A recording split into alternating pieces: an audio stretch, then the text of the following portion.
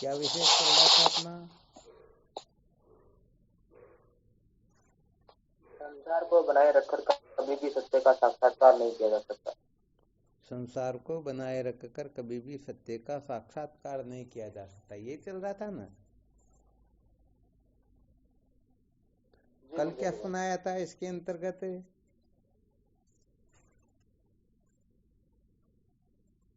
यथार्थ उपदेश ही परम प्रयोजन है। संसार है, यथार्थ उपदेश ही परम प्रयोजन है। आवाज कम आ रही, वापस बोलो। यथार्थ उपदेश ही परम प्रयोजन है। यथार्थ उपदेश ही परम प्रयोजन है। बहुत उत्तम बात है।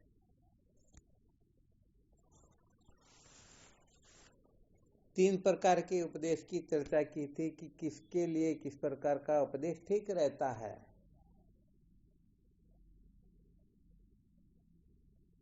वैसे इस रहस्य को न जानने से भी बहुत सारे साधक पथभ्रष्ट हो जाया करते हैं। क्या हो जाते हैं? पथभ्रष्ट हो। हाँ, बिल्कुल सत्य बात, क्योंकि ये जो नॉलेज अच्छी तरह से होनी चाहिए। देखो, इसके अंतर्गत या तो उपदेश श्रवण करने वाले में ऐसी समझ होनी चाहिए अथवा उपदेश देने वाले में होनी चाहिए। यदि दोनों जगह पर गड़बड़ है तो समझ लेना चाहिए या सारा का सारा गुड़ गोबर होने वाला है। क्योंकि जो जिस प्रकार का अधिकारी होता है उनको उसी प्रकार के उपदेश की आवश्यकता होती है। पहले शायद एक दृष्टांत सुनाया था जिसमें एक माँ अपने 3 बेटों के लिए अलग अलग प्रकार का भोजन तैयार करती है। क्या तैयार करती है? भोजन तैयार।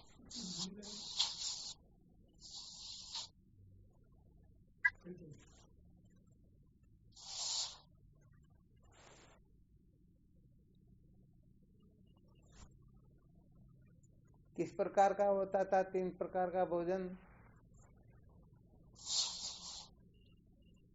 एक को तो केवल खिचड़ी, एक को केवल मूंग का पानी और एक को घी चोपड़ के। एक के लिए तो चूरमा बाटी का प्रबंध करती थी। किसका करती थी? चूरमा बाटी बस। हाँ, उनके लिए चूरमा बाटी की व्यवस्था होती थी। एक को केवल मात्र मूंग खिलाया करती थी और एक को मूंग का पानी पिलाती थी।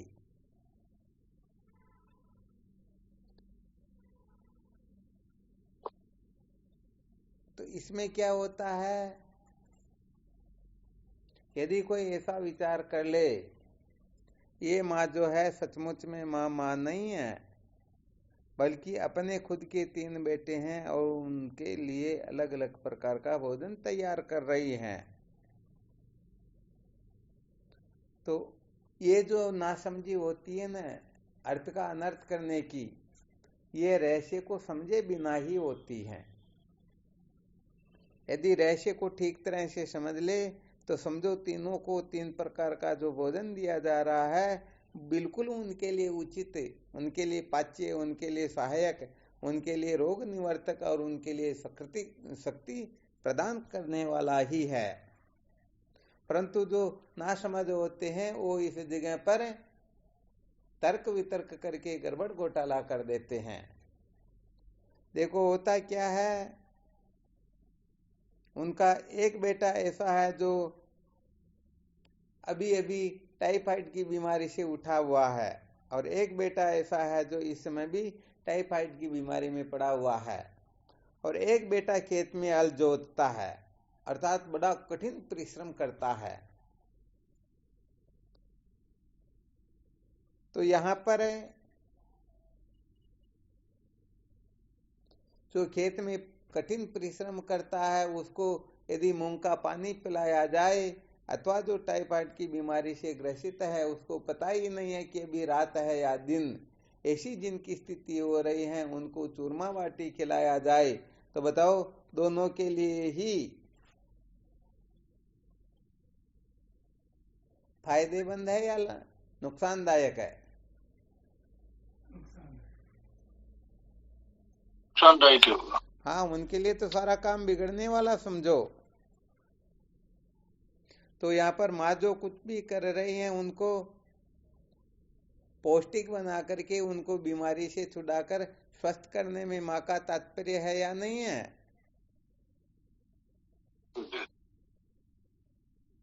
तो इस जगह पर वह माँ देख ले, नहीं नहीं मुझे तो तीनों बेटों को बराबर रखना है, मैं तो तीनों को एक जैसा खिलाऊं पिलाऊं, तो गड़बड़ हो जाती है। तो ऐसे ही या तो उपदेश सुनने वाले नासमझ होते हैं तो आग्रह कर बैठते हैं। आग्रह करके बैठने का क्या मतलब होता है? मैं जैसे चाहूं वैसे मुझे सत्य का साक्षात्कार हो। तो इसका मतलब यह हुआ कि उस जगह पर स्वयं निर्णय ले रहा है तो कभी भी सचमुच में जीवन को सार्थक बना सकता ही नहीं। तो वास्तव में देखा जाए तो जो उपदेशक होते हैं, उपदेष्टा जो होते हैं, वह इस रहस्य को अच्छी तरह से समझने वाले होने चाहिए। यदि ठीक प्रकार से समझने वाले न हो तो सच्ची बात यह है साधकों को मिट्टी में मिला देते हैं, साधकों को पथभ्रष्ट कर देते हैं, साधकों को एक ऐसी स्थिति में खड़े कर देते हैं कि वह न ऊपर जा सकता है न नीचे जा सकता है। तो यहाँ पर आग्रह करना किसी भी प्रकार से उपयुक्त नहीं होता है। वैसे देखा जाए तो यथार्थ उपदेश जो सबसे श्रेष्ठ है, जिससे श्रेष्ठ कुछ है ही नहीं, वह यथार्थ उपदेश भी परमात्मा तत्व को प्राप्त नहीं करवाता, बल्कि केवल और केवल मात्र विद्या की ही निवृत्ति करवाता है। आ रहा समझ में? अरे भाई, जिस जगह पर ज्ञान के भी पर जलते हो वहां बेचारे नीची कक्षा के साधनों का तो क्या औचित्य हो सकता है? कुछ औचित्य हो सकता है क्या? नहीं हो सकता स्वामी। हाँ, कुछ भी नहीं हो सकता है। तो वैसे देखा जाए तो ज्ञान में भी आग्रह करने की आवश्यकता नहीं है, क्योंकि ये भी कोई बहुत बड़ा काम नहीं कर रहा है। ये केवल ज्ञान को ही निवृत्त करता है। परमात्मा और अपना स्वरूप तो नित्य प्राप्त है ही है। तो जिस जगह पर ज्ञान के लिए भी ऐसी चर्चा कर ली जाती है तो बाकी के जो साधन बेचारे अविद्या से होते हैं, अविद्या से पुष्ट होते हैं और अविद्या को निवृत्त करने में स्वप्न में भी समर्थ नहीं है। ऐसे साधनों को यदि कोई महत्व दे करके निश्चिंत हो जाए कि अब हमारा जीवन सफल हो जाएगा, हम कृतार्थ हो जाएंगे, तो सचमुच में ये स्वप्न देखने के सिवाय और कुछ भी होता ही नहीं। आराम अच्छी तरह से समझ में?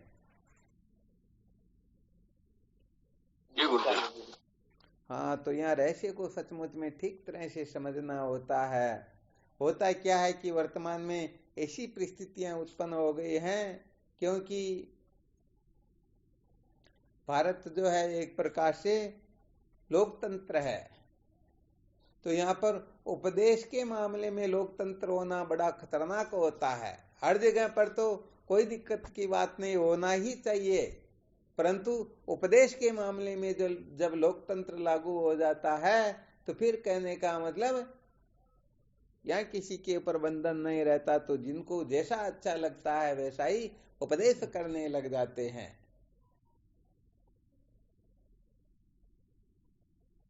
तो यहाँ पर अच्छी तरह से निर्णय करना होता है कि वास्तव में किसके द्वारा जाना हुआ ज्ञान, किसके द्वारा प्राप्त की हुई विद्या हमें सदा सदा के लिए कृतार्थ कर सकती है, हमें धनी बना सकती है, हमारा जीवन कृतार्थ कर सकती है।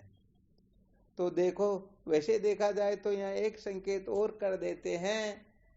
ये जो कच्चे जिज्ञासु होते हैं ना, कौन होते हैं? हाँ, बिल्कुल सत्य बात है। जो कच्चे जिज्ञासु होते हैं, सच्ची बात उनको हर कोई नचाता है, और जो सच्चे जिज्ञासु होते हैं वो जो नचाने की फिराक में रहते हैं उनको ही नचा देते हैं। आ रहा समझ में? तो जीवन में भगवत कृपा से ऐसे साधकों का भी पाला पड़ा है जो सचमुच में अच्छी तरह से निर्णय लेकर के देख सकते हैं कि किस प्रकार का उपदेश हमें कृतार्थ कर सकता है। और ऐसे साधकों की जीवन में गिनती ही नहीं जिनको हर कोई नचाता रहता है।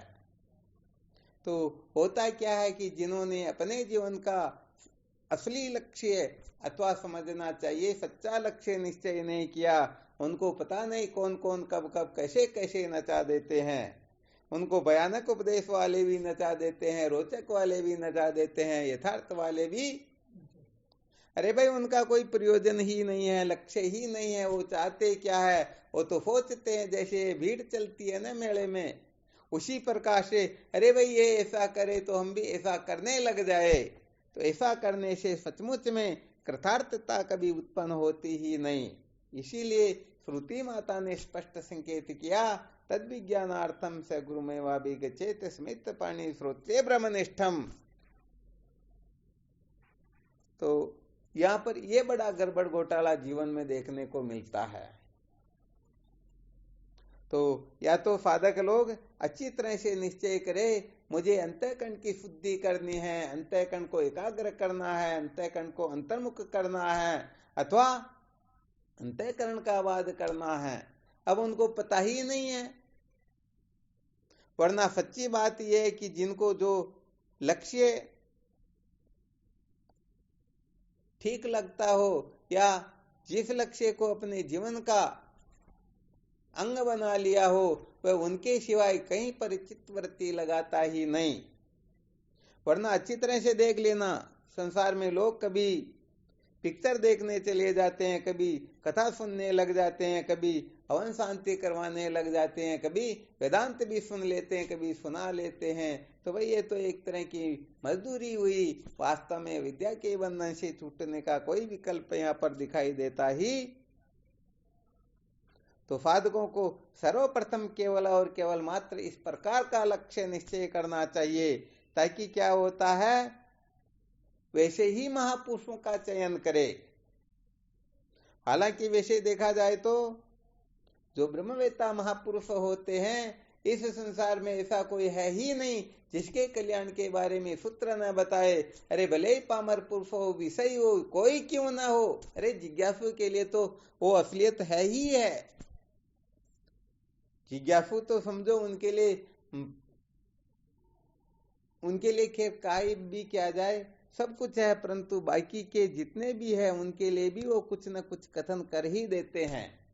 परंतु यहाँ गड़बड़ ये होती है कि जो भयानक उपदेश करने वाले हैं उनसे हम यथार्थ उपदेश की कल्पना करते हैं। रोचक उपदेश सुनाने वालों से चाहते हैं कि इनके द्वारा हमें यथार्थ उपदेश भी मिल जाए। ये गड़बड़ घोटाला कभी चलने वाला आ रहा ना अच्छी तरह से समझ में? जी गुरुदेव, बहुत बहुत धन्यवाद, बहुत अच्छी बात है।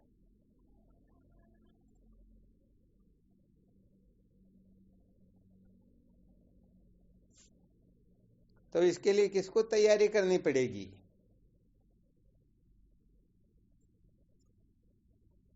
कौन बताएंगे? खुद को करनी पड़ेगी गुरुदेव। अरे करनी पड़ेगी गुरुदेव। खुद को कैसी तैयारी करनी होगी?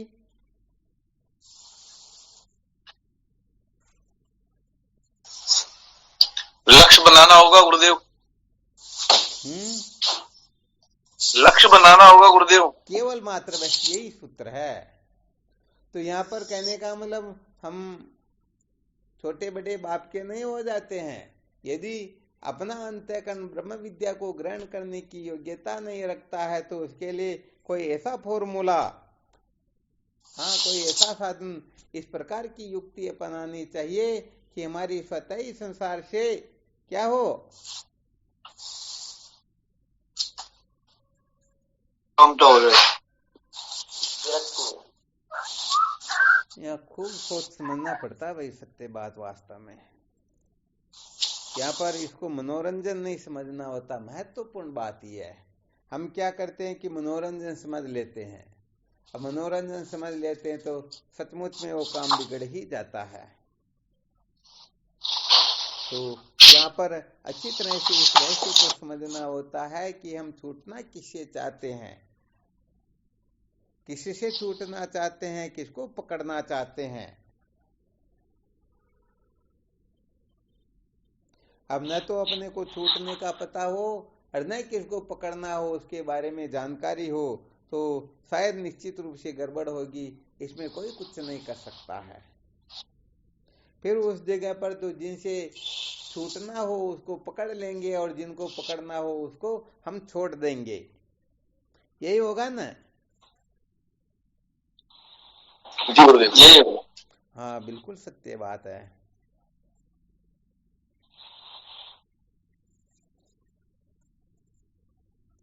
अपन इस बात को अच्छी तरह से जानते हैं, यदि कोई बड़ा ऑपरेशन करवाना हो तो डॉक्टर की अच्छी तरह से जांच पड़ताल कर लेते हैं कि ये सर्टिफाइड है या नहीं है, ये सरकार के द्वारा अधिकृत है या नहीं है, ये वास्तव में योग्यता रखता है या नहीं। परंतु हम अपने कल्याण के बारे में न तो हम अपने लक्ष्य को ठीक ठीक प्रकार से निर्धारित कर पाते हैं, अर्थात लक्ष्य के बारे में निश्चय नहीं कर पाते हैं, न साधनों के बारे में और न उन साधनों का उपदेश करने वालों के बारे में। हम तो कहने का मतलब वो क्या बोलते, खाटा कीचड़ा एक साथी, जो भी आता उनको उड़ाने में रह जाते हैं। तो यहाँ पर बहुत सारे सूत्रों का अवलोकन करना होता है, विचार करना होता है, क्योंकि बात को ठीक तरह से समझेंगे तब समझो हम इस आत्मभ्रांति के रहस्य को ठीक तरह से समझ गए हैं। और जिनको कोई बीमारी ही नहीं है तो न उनको गुरुदेव की आवश्यकता होगी, न औषधि की आवश्यकता होगी, न पत्ते पत्ते की आवश्यकता होगी। इसलिए सर्वप्रथम ये आत्मभ्रांति जो है, जिसे सबसे बड़ा रोग कहा जाता है, ये रोग यदि किसी को हो गया तो फिर अन्य किसी रोग की आवश्यकता ही, हाँ, पंचदशी में ऐसा वर्णन आता, यदि ऐसा है तो फिर उनको असाध्य रोग की क्या आवश्यकता है। किसी की बुद्धि इस प्रकार की समझ रखती है, जानना चाहती, ऐसा वैसा करना चाहती, तो फिर उनको असाध्य रोग की कोई आवश्यकता नहीं। अरे वह असाध्य रोग से पीड़ित ही है। संसार से कोई सुखी होना चाहता हो, संसार को बनाए रखकर अपने को कृतार्थ करना चाहता हो, सत्य को बिना जाने ही दुखों से छुटकारा प्राप्त करना चाहता हो, तो उसे असाध्य रोग ही तो है।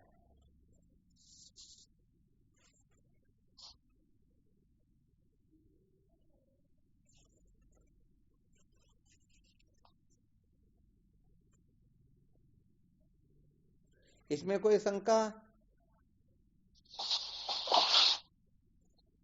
नहीं है गुरुदेव, नहीं है ना? नहीं है तो वैसे अच्छी तरह से मंथन करो, कमी किस जगह पर रह रही, गड़बड़ कहां पर हो रही है। क्योंकि कमी को जानेंगे नहीं, निकालेंगे नहीं, तो जीवन तो ऐसे ही तो जाएगा।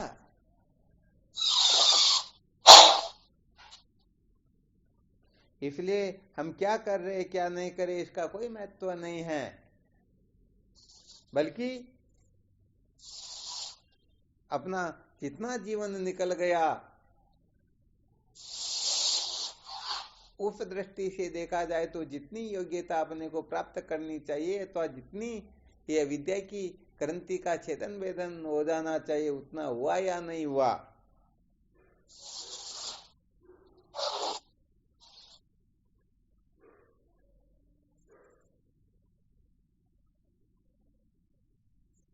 तो ये सारे जो सूत्र बताए जा रहे हैं, इसके मूल में क्या है?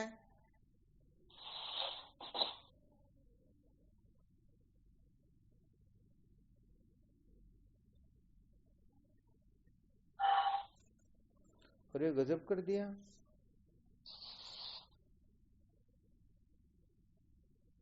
सही से नहीं समझे तो पथभ्रष्ट हो जाएंगे। क्या हुआ? इसको सही से नहीं समझा तो पथभ्रष्ट हो जाएंगे, या तो सुनने। हाँ, नहीं वो तो बिल्कुल ठीक है, परंतु इनकी विवेचना का मूल आधार क्या है? वाला समझदार होना चाहिए। हैं?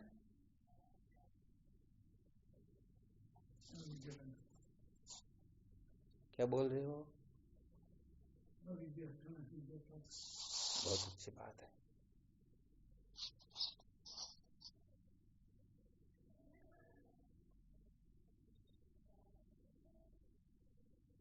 अपने हीरालाल जी महाराज कह रहे हैं विद्या को हटाना और विद्या की प्राप्ति करना, यही कह रहे हो ना।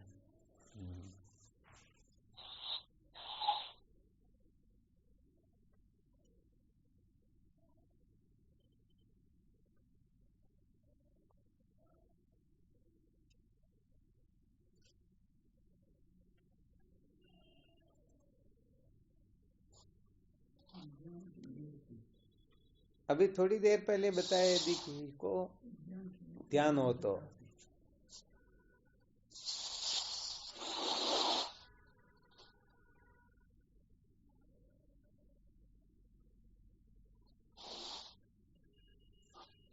अरे आत्म भ्रांति के बारे में नहीं बताया क्या?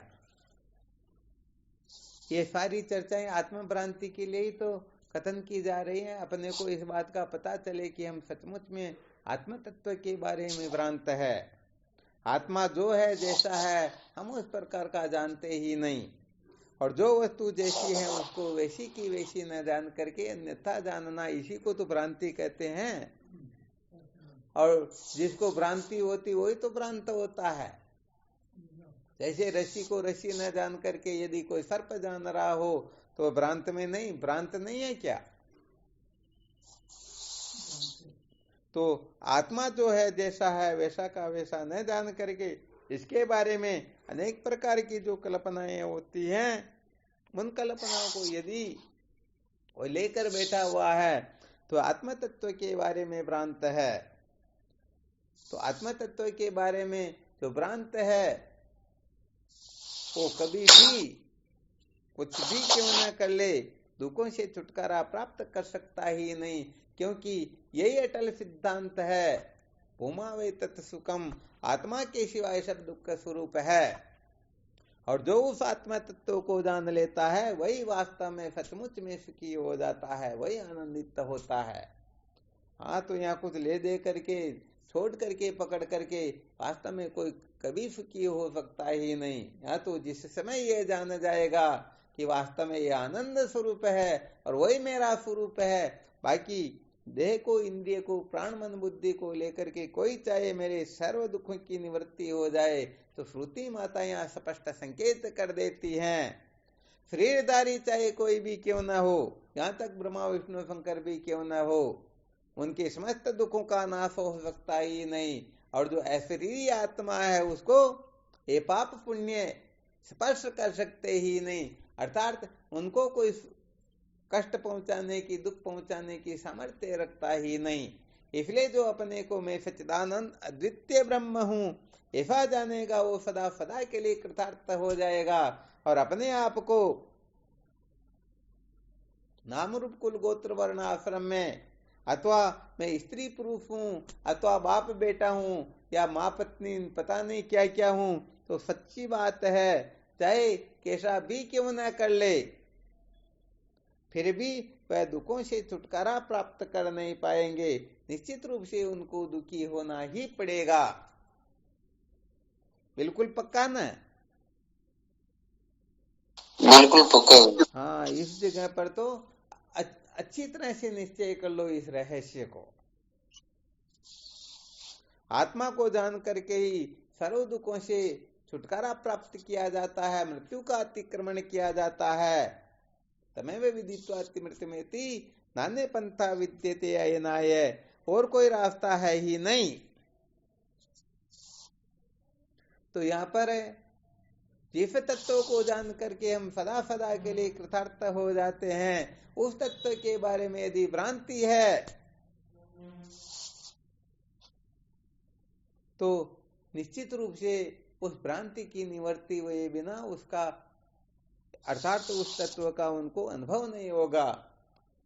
और या फिर विशेष बात ये हो जाती है, यदि आत्म तत्व के बारे में भ्रांति है तो बड़े से बड़ा त्रिलोकी का डॉक्टर भी उस बीमारी को मिटा नहीं सकता। उस बीमारी के डॉक्टर तो केवल और केवल मात्र श्रोत्रिय ब्रह्मनिष्ठ महापुरुष ही होते हैं।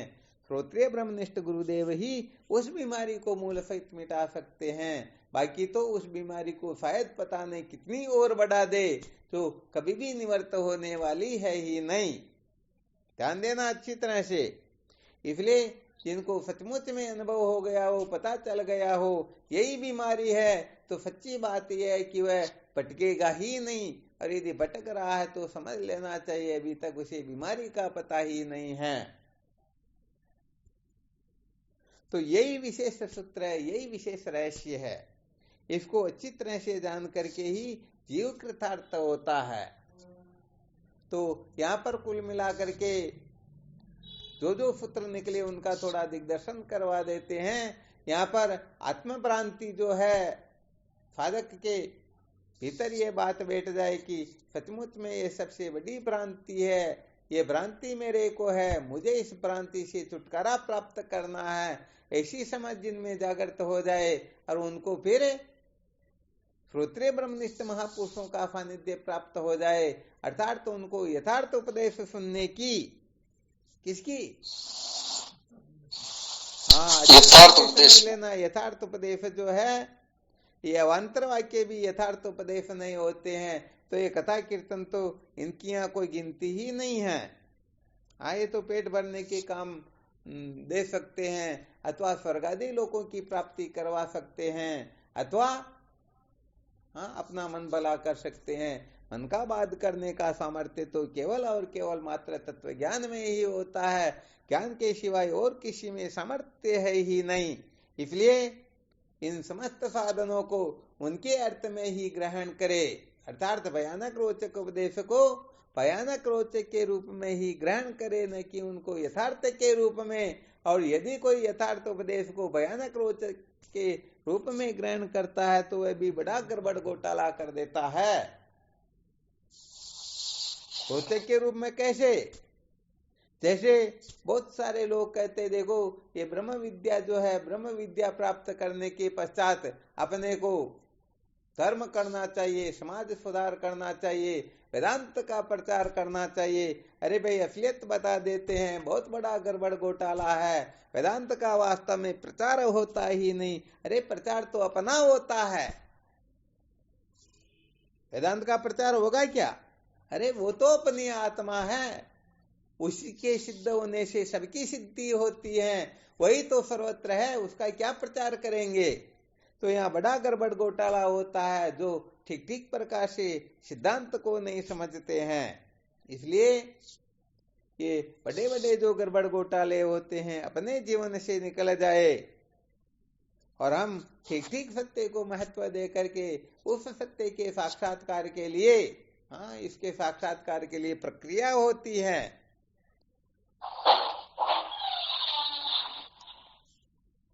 अच्छा, आपको ये कहे एक गिलास पानी लेकर के आओ और एक नमक का डला भी मंगवाए, तो नमक के डले को हम देख रहे होते हैं या नहीं देख रहे होते हैं? देख रहे होते हैं। अच्छा, उस नमक के डले को उसी के हाथ से भाई इस पानी में डाल दो और इसको रख दो। प्रातः काल उसको कहा जाए भाई तुमको जो रात्रि को नमक का डला दिया गया उसको लेकर के आओ, तब ला सकते हैं क्या? उस पानी में चाहे जैसी दूरबीन लगा करके देखो, नमक दिखाई देगा क्या?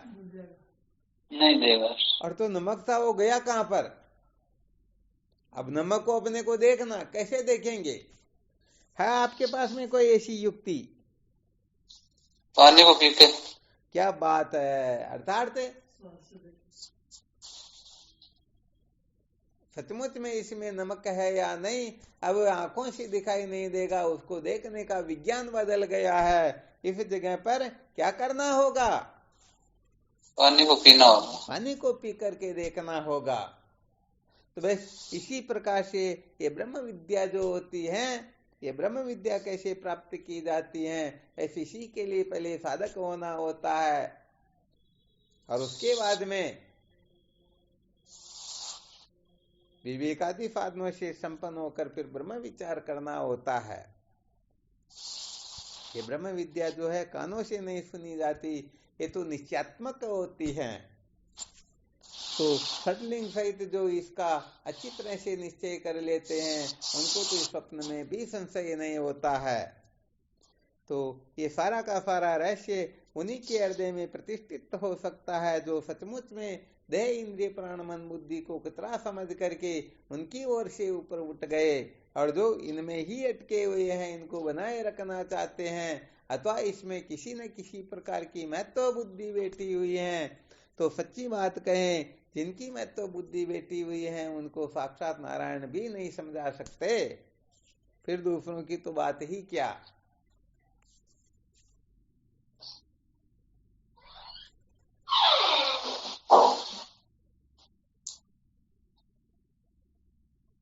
तो अब तो मूल रहस्य समझ में आ गया ना। ये इतना टाइम हो गया चर्चा करते हुए, कुल मिलाकर के इतना ही सिद्ध करना चाहते हैं कि हम अविद्या से ग्रसित है, हम सचमुच में बीमार है। हाँ, यहाँ पर कोई बड़े वेदांती हो तो कह सकते हैं नहीं सचमुच में तो हम बीमार नहीं है, बिल्कुल सत्य बात है, परंतु इस समय हमें अपने को सचमुच में मैं बीमार हूं ऐसा समझना होगा।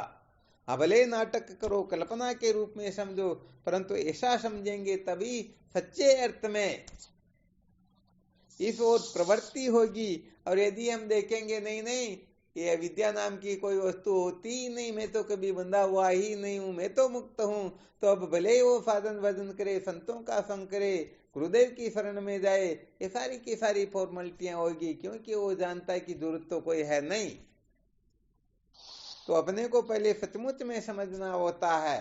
जब रहस्य समझ में आ जाएगा तो ये सचमुच भी कल्पना मात्र होता है, इनकी कोई सत्ता नहीं होती है। जिस अंतःकरण के द्वारा ये सचमुच कल्पा गया, उस अंतःकरण का भी अत्यंत अभाव हो जाएगा, और वास्तव में इसके होते हुए भी यह है नहीं।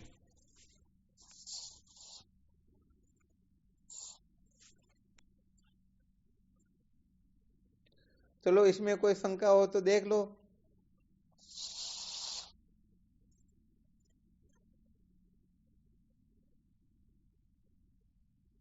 थोड़ा जोर इसीलिए दिया जा रहा है कि हम इस जगह पर ही गड़बड़ी करते हैं।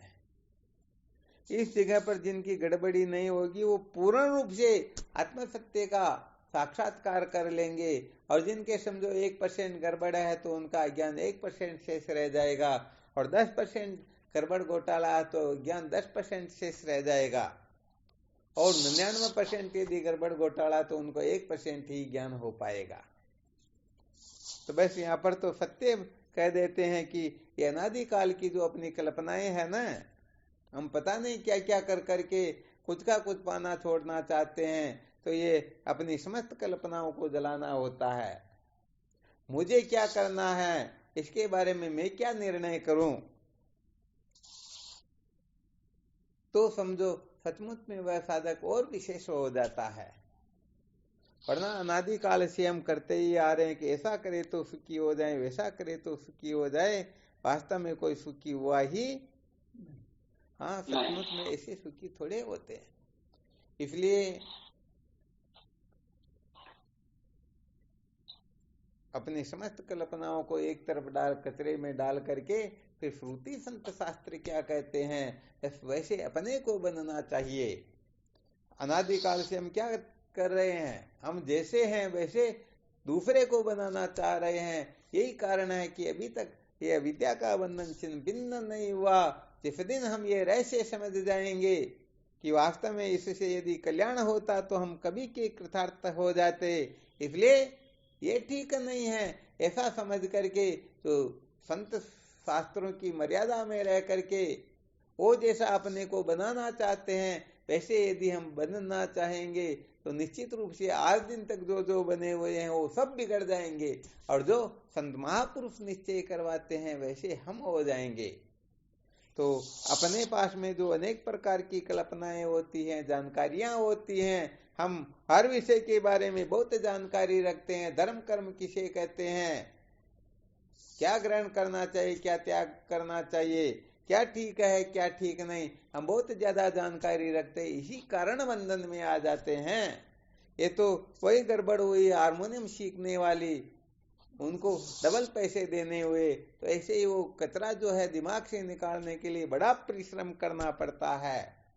हाँ, यहाँ पर तो सत्य बात है, यदि सचमुच में गुरुदेव योग्य हो तो इतनी ताकत लगाकर उनको इस कचरे से निकाल दे, वरना कचरे में पड़े रहेंगे, आत्मज्ञान की बातें भी होती रहेगी, कल्पनाएं चलती रहेगी, और अपने आप को समझेंगे हम कृतार्थ हो रहे हैं, सचमुच में कृतार्थ नहीं हो रहे, हमारी वासनाएं मजबूत हो रही हैं, दृढ़ हो रही हैं, और अपनी जो कल्पनाएं हैं वो अपने को नचाती आ रही और आगे तक नचाती ही रहेगी। हाँ, इन सूत्रों का बहुत अच्छी तरह से समझना, खूब विचार करना इनका।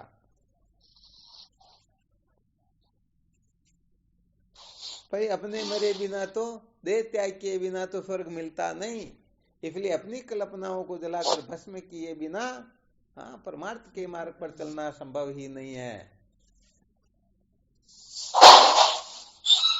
समझ में आ रहा ना? आ रहा मुझे बिल्कुल। किनके अच्छी तरह समझ में आया?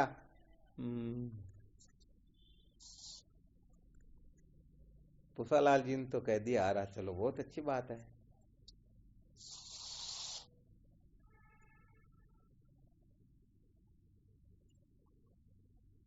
हाँ, तुम्हारी समझ में आ गई स्वामी जी की, मरिया बिना स्वर्ग तो जाइए कौन। ये तो दृष्टांत है, इस दृष्टांत को समझ के क्या न्याल हो जाओगे क्या? ये तो भर में वही लोगों के लिए गप्पे हैं, सिद्धांत को समझना है अपने को, कि अपनी कल्पना में उलझे रह करके कभी भी सत्य का साक्षात्कार किया नहीं जा सकता। बिल्कुल सत्य वचन।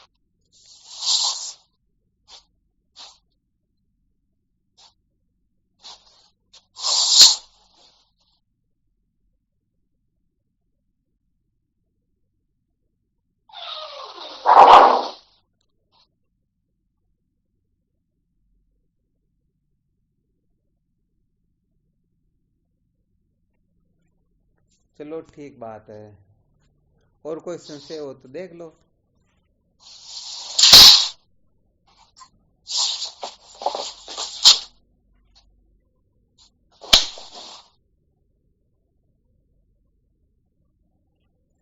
किसी प्रकार का संशय नहीं?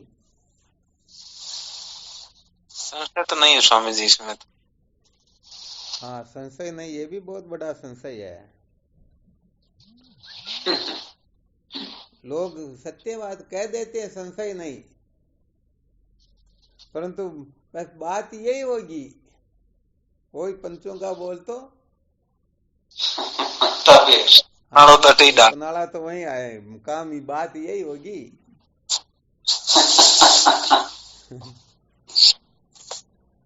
सत्य वचन पनाड़ो तो टेढ़ा। हाँ, इसीलिए कहा न, जीवन में ऐसे साधक बहुत कम मिले जो सचमुच में अपने मन की न करके केवल और केवल श्रुति संत शास्त्र क्या कहते हैं, और ऐसे जो सचमुच में अपने को बना लेंगे, वो तो कृतार्थ होने में उनको समय लगेगा ही नहीं। तो जो जो साधक ऐसा निश्चय कर लेंगे, केवल और केवल मात्र श्रुति माता के निर्देश के अनुसार हम अपने जीवन को बनाएंगे, तो समझ लीजिए जीवन सार्थक हो जाएगा।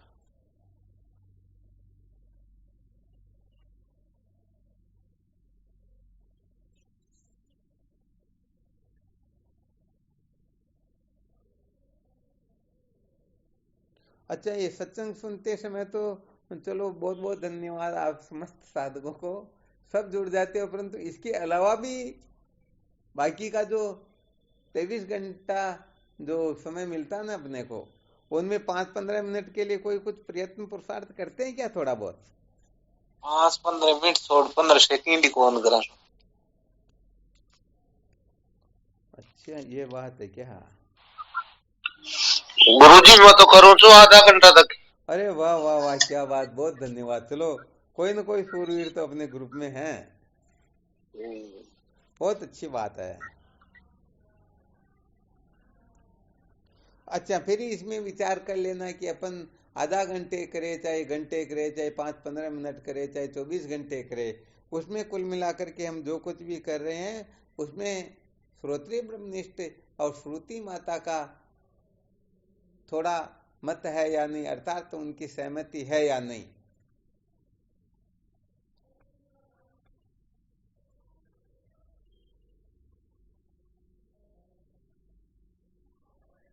आवाज ही बंद की महाराज।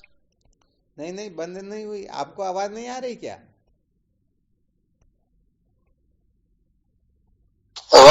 बिल्कुल बंदेगी।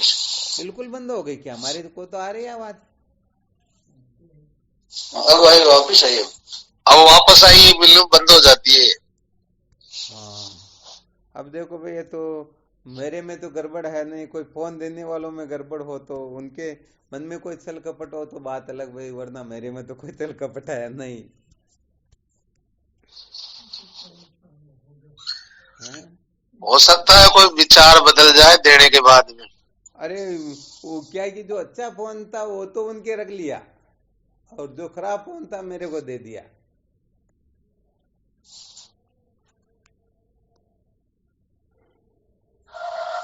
वो खराब फोन तो था, अच्छा फोन तो था 2000 का, और खराब फोन था 14-15 हजार का, तो मेरे को खराब दे दिया तो क्या होगा? ऐसे ही होगा। नहीं नहीं महाराज, ऐसी बात नहीं है। क्या करे भाई, साधक भी बड़े बड़े विलक्षण होते हैं, इनकी महिमा का भी वर्णन नहीं किया जा सकता। कहते नहीं नहीं, पुरानी वस्तु तो गुरुदेव को देंगे ही नहीं, भले ऐसे ही रहो हमारी तरफ से। चलो भाई, अच्छी बात है। अब यहाँ तो जीवन पुराने में ही बीता, नया तो कभी कभी देखने का योग पड़ता। अच्छा, ओल्ड इज गोल्ड, देखो हीरालाल जी सहमति दे रहे हो। और वाह, चलो बहुत अच्छी बात है। और कोई संशय हो तो देख लो।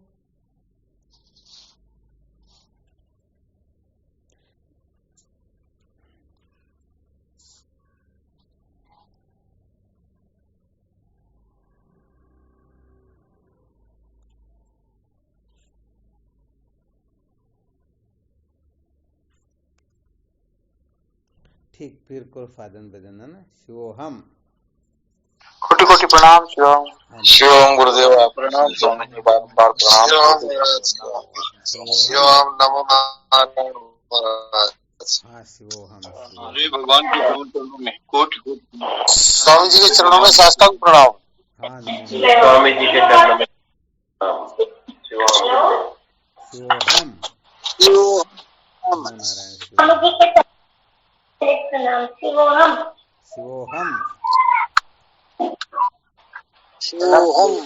हाँ, शिवोहम। गुरुदेव के श्री चरणों में प्रणाम। शिवोहम। हाँ, शिवोहम। गुरुदेव भगवान के साष्टांग प्रणाम। शिवम। हाँ, शिवोहम। प्रणाम गुरुदेव। गुरुदेव के चरणों में दंडवत आरंभ प्रणाम। हाँ, बहुत बहुत। अपने जो नए साधक है ना, जो बहुत छोटी पार्टी वाले, हाँ, ये तो कैसे नजर आ जाए तो थोड़ा ठीक रहता। ये बूढ़े बूढ़े लोग देखेंगे, अरे ये इतने आगे बढ़ गए, हम पीछे कैसे रह गए।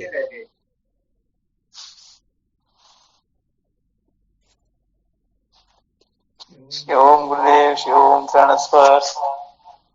प्रणाम स्वामी जी। हाँ, शिवोहम। आए कहाँ चलेंगे, बच्चे आए थे।